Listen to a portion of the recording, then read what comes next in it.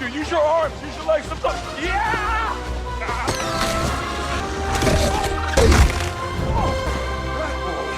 We'll survive the fall.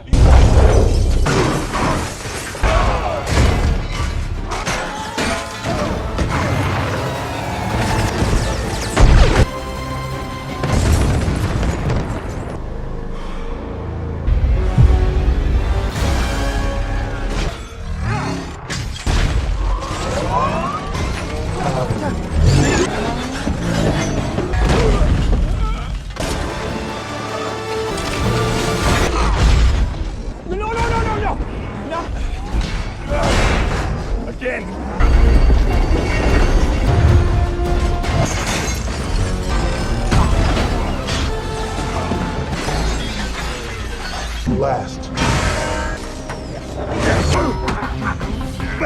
The killer of kings!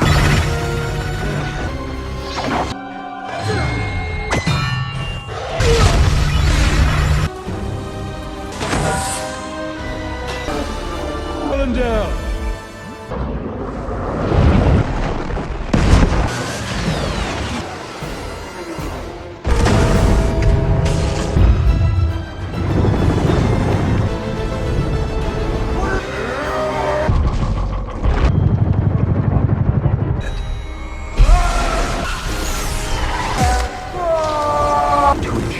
It chronicles.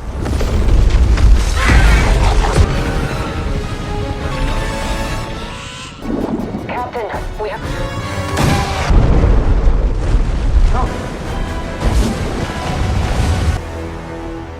It's charge!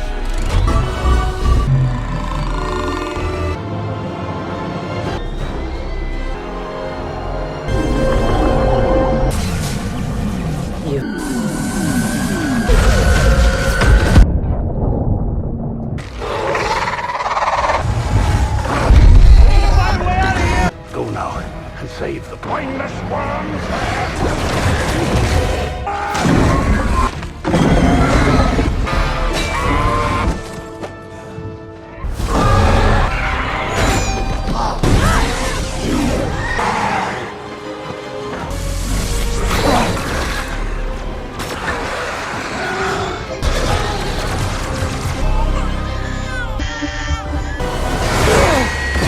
Just fine.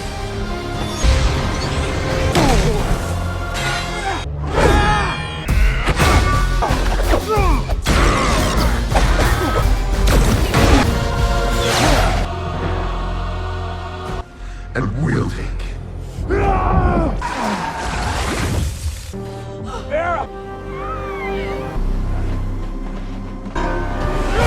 me from my prison. Kill him! Only an improvement. He did. Either you kill your brother. This magic is... Puppet's court axe. Never did I know I can ever... You think he could ever change? It's one true king. You know, there was a time...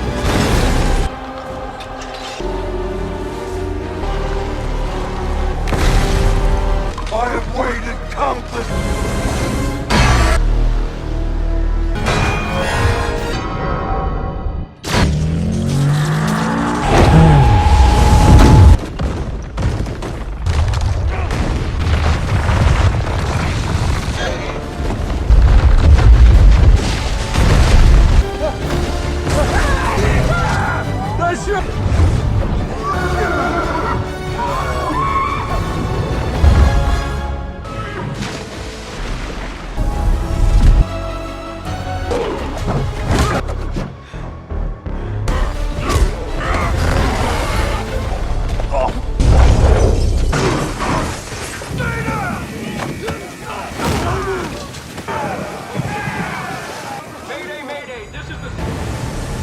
To fish.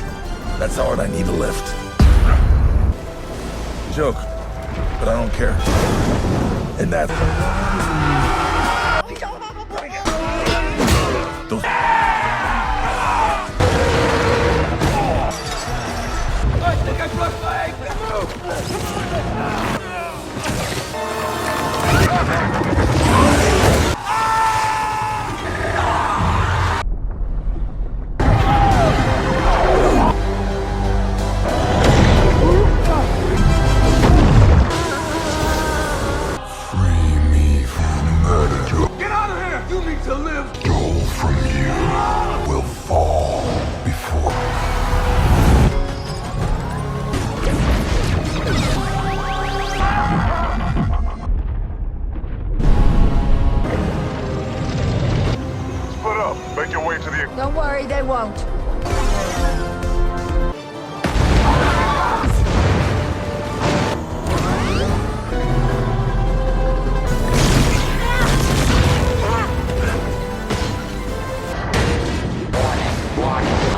Reduce speed.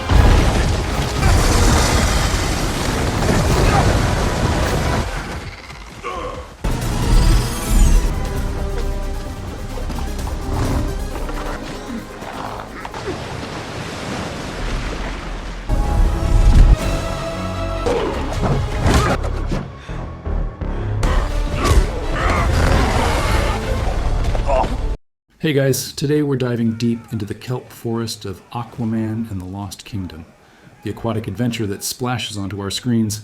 This is a passion project for me, and a like or a subscribe is the best way to show your support. So if you're on board, join the crew. If not, thanks for watching anyway. We kick things off with Arthur Curry, our favorite aquatic avenger, giving us the lowdown on his new normal. He's not just the king of Atlantis, he's also a dad, which apparently involves a lot more projectile vomit than battling sea monsters. The king is juggling diplomatic relations with dirty diapers, and honestly, the latter sounds like the tougher gig. He's trying to find that balance, but let's be real. Work-life balance is probably not in the Atlantean dictionary when you're also Earth's primary oceanic defender. While Arthur is enjoying the sweet gurgles of fatherhood elsewhere, a familiar face with a very large grudge, David Kane, aka Black Manta, is still seething. His singular goal? To make Arthur's life a living reef of regret. He's scouring the globe, seemingly on a shopping spree for ancient, powerful Atlantean tech, which, spoiler alert, usually means bad news for everyone. He's not just looking for a new toy. He's looking for the ultimate weapon, something to finally put Aquaman down for good. And his search leads him to a frozen cavern brimming with secrets. So, Manta and his less than merry band of mercenaries bust into this ancient, icy cavern. It's giving off serious, don't touch anything vibes, but does Manta listen? Of course not. He's a man of singular focus, and that focus doesn't include listening to common sense or historical warnings. There, frozen in the ice like a prehistoric popsicle, is the legendary Black Trident. This isn't just any trident. This thing is dripping with dark magic and ancient evil. The moment Manta lays his hands on it, there's a crackle in the air, a shiver down his spine, and a not-so-subtle shift in his demeanor. He's not just holding a weapon. He's being weaponized. The spirit of Cordax, a malevolent ancient Atlantean sorcerer king, starts to seep into Manta's mind, offering him power beyond his wildest dreams, but at a cost. We're talking mind-bending, reality-warping power, exactly the kind of stuff you don't want in the hands of someone fueled by pure, unadulterated vengeance. Cordax, through Manta, reveals a sinister plan to melt the ice caps, release a deadly plague, and basically terraform the Earth into a fiery, dead wasteland, just like his own sunken kingdom, Necros. Turns out, this trident isn't just for impaling, it's a key to unlocking ancient cataclysms. And Manta, now fully under Cordax's thrall, is all too eager to turn that key. Manta, now rocking a glow-up courtesy of ancient evil, isn't wasting any time. He immediately puts his new power to use, unleashing a coordinated attack that shows he's not just playing dress-up anymore. Atlantean research facilities on the surface are obliterated, leaving a trail of fiery wreckage and bewildered scientists. But Manta's vengeance isn't just about property damage, it's personal. He targets Arthur's home, the lighthouse, turning a peaceful domestic scene into a chaotic battlefield. Explosions erupt, shaking the foundations of Arthur's life, literally and figuratively. Mera, ever the fierce queen, tries to defend her family, but Manta, powered by the Black Trident, is operating on a whole new level of dangerous. The crackle of dark energy is palpable as his enhanced tech tears through defenses. He's not just stronger. He's smarter, colder, and utterly devoid of mercy. He wants to hurt Arthur, where it stings the most, threatening his son, Arthur Jr., in a truly gut-wrenching moment. The screams of battle and the metallic clang of Manta's armor clashing with Atlantean guards fill the air, a harsh symphony of destruction. Arthur arrives just in time to fend him off, a desperate scramble. But Manta, having made his point, vanishes into the depths, leaving behind chaos and a very shaken king of Atlantis. With Atlantis reeling and his family shaken, Arthur finds himself in a truly uncomfortable position. He's outmatched. Manta, armed with the Black Trident, isn't just a physical threat. He's a magical one, wielding dark forces that Arthur barely understands. The usual punch first, ask questions later approach isn't going to cut it here. He tries to get a handle on Manta's new power, consulting with the wisest Atlanteans, but the answers are vague and foreboding. The silence in the throne room is deafening as Arthur grapples with the scale of the threat. The fate of the world hangs in the balance, and he knows deep down he can't do this alone. It's a bitter pill to swallow, a moment of stark vulnerability for the king, his only hope, the one person he swore to keep locked away, his half-brother Orm, the former ocean master. It's a desperate gambit, a hold your nose and dive in kind of decision.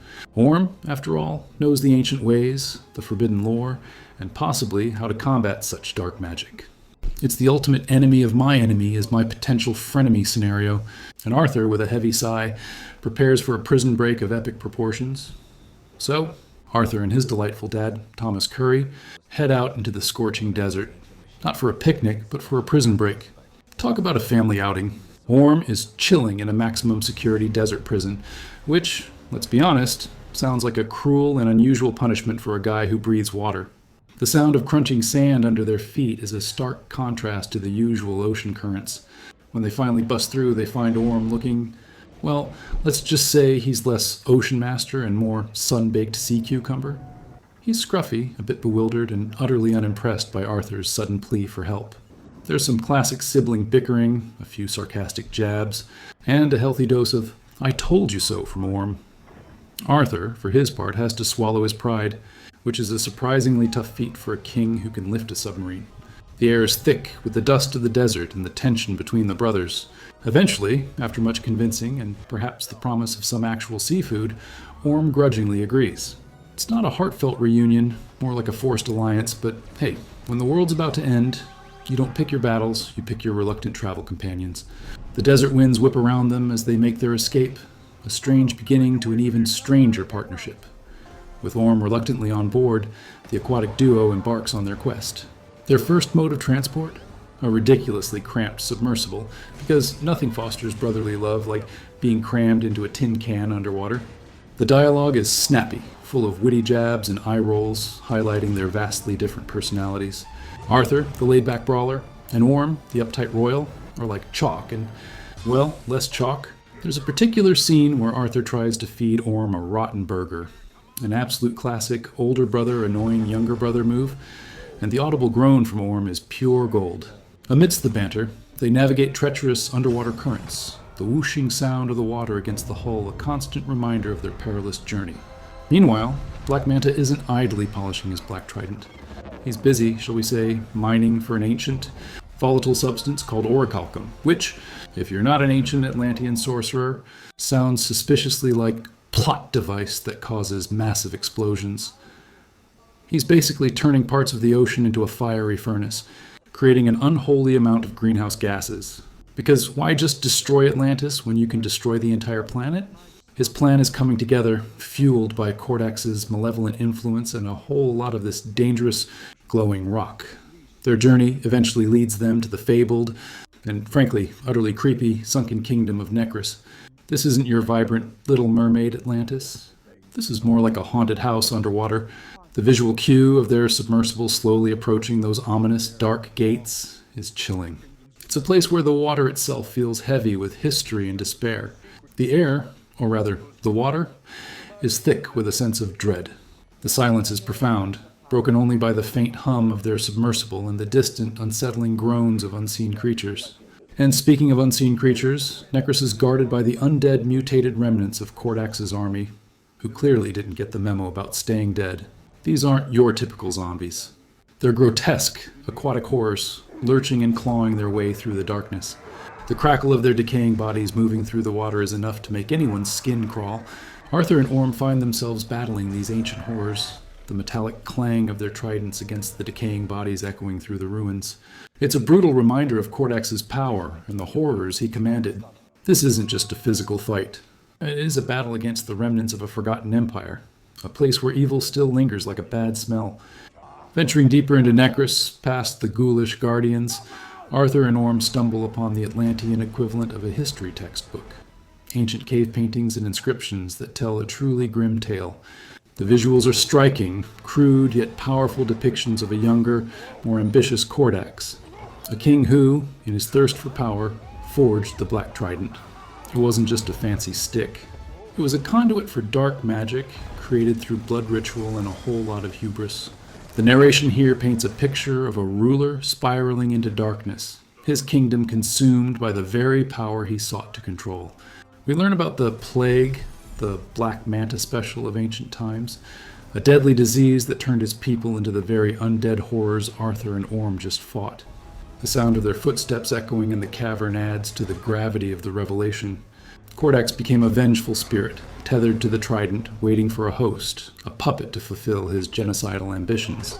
It's a chilling moment, a real, oh, that's why the trident feels so evil kind of realization.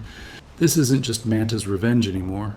It's Kordax's ancient grudge match against the world, using Manta as his unsuspecting, or perhaps very willing, avatar of destruction. The brothers realize the true scale of the horror they're up against, and it's not looking good for Team Aquaman, armed with this terrifying backstory. Arthur and Orm shift gears from archaeologists to detectives. The clues from Necrus lead them on a frantic chase across the globe, eventually pinpointing Manta's lair, a colossal industrial complex hidden within a remote volcanic island. This isn't just a hideout. It's a full-blown orichalcum processing plant, spewing toxic fumes and radiating heat into the atmosphere.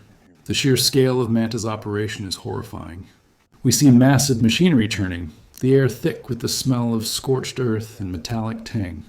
The whoosh of machinery and the hiss of superheated steam create an infernal symphony. He's basically turning the ocean into a giant sauna, accelerating global warming at an alarming rate, all to fuel Kordax's grand scheme of world destruction. Arthur and Orm, witnessing this devastation, are genuinely appalled. It's one thing to fight a villain for personal reasons, but this is an existential threat to everyone. The sound of grinding gears and distant explosions makes the stakes feel incredibly real. The base is a fortress, bristling with Manta's enhanced forces, making a direct assault seem like a suicide mission. But what's a little suicide mission between estranged brothers when the planet's at stake, right? They formulate a plan, knowing they're severely outnumbered, but with a renewed sense of urgency and shared purpose. This is where the subtle shift in their dynamic becomes noticeable. They're not just allies, they're starting to become a team. Time for some good old-fashioned infiltration. Arthur and Orm sneak into the fiery heart of Manta's operation. This isn't a stealth mission in the traditional sense. It's more like a chaotic dance through a highly unstable inferno. Lava glows ominously in the background, steam hisses from pipes, and the metallic clang of machinery creates a truly hellish soundscape. They engage in brutal, fast-paced combat against Manta's super soldiers, who are clearly not getting paid enough for this. Arthur unleashes his raw power, throwing punches that crackle with impact, sending enemies flying. Orm, ever the graceful fighter, uses his trident with deadly precision, deflecting blows and taking down foes with elegant, efficient movements. The brothers are a surprisingly effective team, their contrasting styles complementing each other beautifully. There's a moment where Orm saves Arthur's bacon, and Arthur, ever the charmer, grunts a reluctant "thanks," showcasing their evolving bromance. The tension is palpable, the air thick with the smell of ozone and burning metal.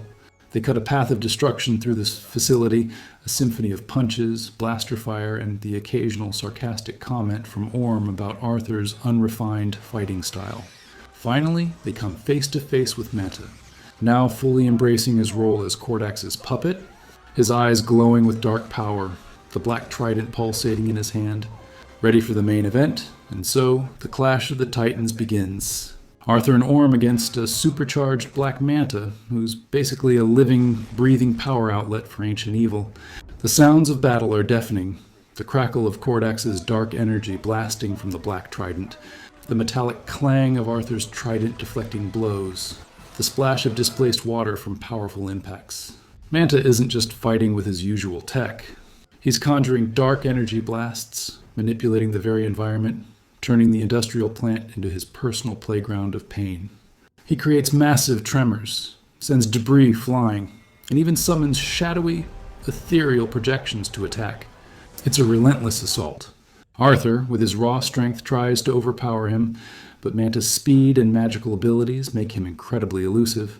Orm, with his tactical mind, attempts to find weaknesses, but the Black Trident seems to have very few. There's a moment where Manta uses Kordax's power to momentarily turn the brothers against each other, a chilling display of mental manipulation, causing them to grapple until they break free. This fight isn't just about physical prowess. It's about endurance, about resisting the insidious influence of Kordax. The brothers are pushed to their limits, taking brutal hits, but their developing bond gives them strength. They manage to corner Manta, disrupting his ritual, but he escapes, leaving them exhausted but victorious for the moment. The plant is severely damaged, but Manta's main goal is still in motion. Turns out, simply kicking Manta's butt wasn't enough to stop his grand scheme. He's got backup plans, and they're all equally terrible. After their skirmish, Manta, now fueled by an even more enraged Kordax, retreats to a strategic location, a massive ancient Atlantean structure. From there, he unleashes the full, unholy power of the Black Trident. The world responds with terrifying speed. We see massive ice caps cracking and crumbling, sending monstrous waves crashing into coastal cities. The sound of the ice groaning and then shattering is absolutely deafening, a visceral representation of impending doom. Ancient, long-dormant Atlantean plagues, released by the melting ice and Manta's dark magic, begin to spread, threatening marine life and eventually the surface world. This isn't just about Atlantis anymore. It's a global catastrophe unfolding in real time. Arthur watches, helpless for a moment, as news reports flash across Atlantean screens, showing the devastation above and below the waves. The metallic clang of alarms blares throughout Atlantis, signaling an unprecedented crisis. Manta, cloaked in an aura of dark power, cackles as his vision of a cleansed world begins to take shape. It's a truly chilling display of unchecked power and relentless vengeance, proving that some bad guys really do want to watch the world burn, or in this case, melt and flood. Back in Atlantis, panic is starting to ripple through the majestic city. King Nereus and the Atlantean Council, a collection of ancient, stoic, and often skeptical leaders, are in uproar. Arthur, battered but unbowed, returns to deliver the grim news. This isn't just Manta, it's Kordax, a name that sends shivers down even the most hardened Atlantean spines. He explains the Black Trident's power, the ancient curse, and the impending doom. It's a tough sell, especially with Orm, the former ocean master, standing awkwardly beside him. The low hum of the council chamber and the hushed, urgent whispers add to the tension. Arthur, channeling his inner statesman, argues for unity, reminding them that this isn't about old grudges or political squabbles. It's about survival. Mara, ever the steadfast queen, lends her powerful voice in support, recounting her own encounters with Manta's terrifying new abilities. Even a brief appearance from Volko's memory or influence helps solidify the dire situation.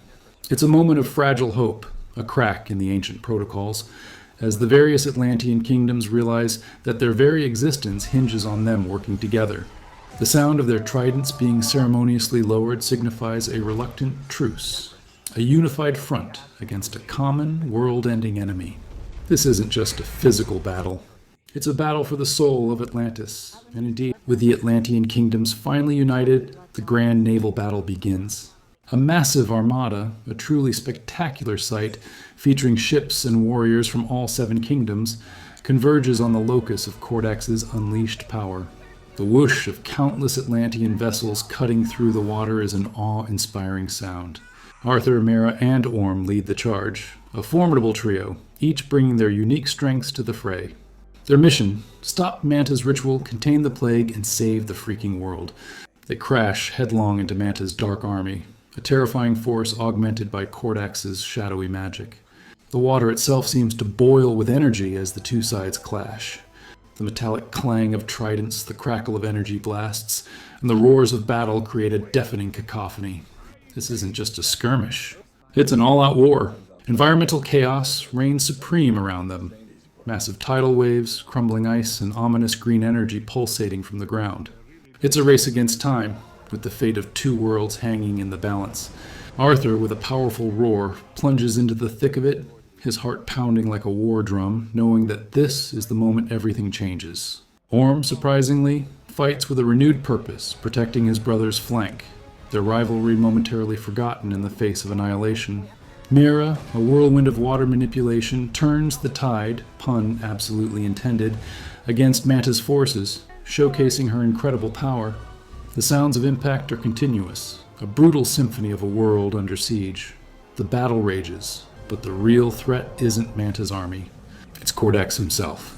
As the ritual nears completion, Kordax's monstrous spirit fully manifests, a truly terrifying sight, attempting to possess Arthur. Our hero finds himself grappling with an ancient evil that wants to wear him like a fancy suit. It's a struggle for his very soul, and he's losing ground. But then, in a truly heroic, utterly surprising turn, Orm steps up. Yes, the guy who tried to conquer the surface world, the one who was banished, makes the ultimate sacrifice. With a grunt of determination, he plunges his golden trident into Kordax's spectral form, not to destroy, but to contain. Orm uses his own powerful Atlantean magic, channeling a golden energy that crackles and pulses to seal Kordax's spirit, severing its connection to Manta and the Black Trident. The sound of Kordax's enraged roar is chilling, a visceral shriek of pure malevolence being thwarted. The metallic clang of Orm's trident as it pierces the spectral form is sharp and decisive. It's a moment of selfless heroism from a character we never thought capable of it, a truly impactful shift in his emotional arc. The immense energy drains Orm, leaving him near death, but he succeeded. Kordax is contained, the immediate threat gone, but the fallout is far from over. With Kordax safely and thankfully recontained thanks to Orm's heroic efforts, the Black Trident loses its malevolent glow. It's no longer a conduit for ancient evil, it's just a very sharp, very black pointy stick. Manta, stripped of Kordax's power, is suddenly just David Kane again. A very angry, very frustrated David Kane in a cool suit, but significantly less apocalyptic. Arthur, now free from Kordax's direct influence, makes quick work of him. The crack of Arthur's final punch is less like thunder and more like a definitive game over. Manta tumbles, defeated and pathetic, onto the crumbling ground of his ruined facility. He's left to grapple with the consequences of his actions, his obsession having cost him everything and nearly the world. The sounds of destruction are fading, replaced by the somber reality of the aftermath. He's either apprehended, facing a lifetime of Atlantean hospitality, which, knowing Arthur, probably involves a very uncomfortable cell, or he simply vanishes into the chaos he created, a broken man left to reflect on the mountain of bad decisions he made. It's not a triumphant hero saves the villain's soul moment. It's a harsh reckoning, a grim reminder that not all paths lead to redemption, especially when you've tried to drown the planet. Arthur stands over him, holding the inert Black Trident, a symbol of the dark chapter finally closed. In the quiet after the storm, Arthur and Mira get down to the truly hard work, healing. The ocean, battered and bruised, slowly begins to mend, thanks to Atlantean efforts and natural resilience. The sounds of rebuilding are subtle, the gentle hum of repair drones, the soft rustle of kelp regrowing. The various Atlantean kingdoms, having faced extinction together, are now genuinely united, their ancient rivalries finally fading into a shared purpose. Orm, having been saved by Arthur and now recovering, is given a second chance, a true testament to Arthur's belief in redemption. He's still got that broody look, but there's a flicker of gratitude in his eyes. Arthur, reflecting on everything, realizes that hiding Atlantis from the surface world is no longer sustainable or even morally right. The crisis demonstrated that their fates are intertwined. So, in a truly monumental decision, Arthur addresses the united Atlantean kingdoms, then turns his gaze to the surface. He makes a bold, game-changing declaration. Atlantis will reveal itself to humanity. This isn't just about diplomacy. It's about fostering a new era of cooperation, of understanding that we're all in this together, regardless of whether we have gills or not. The world, both above and below the waves, stands on the cusp of a new beginning, A testament to Arthur's journey from a reluctant hero to a king who truly understands his place in the wider world. It's a moment that leaves you wondering, what's next for our fishy friend? And hints at a future where two worlds might finally live in harmony.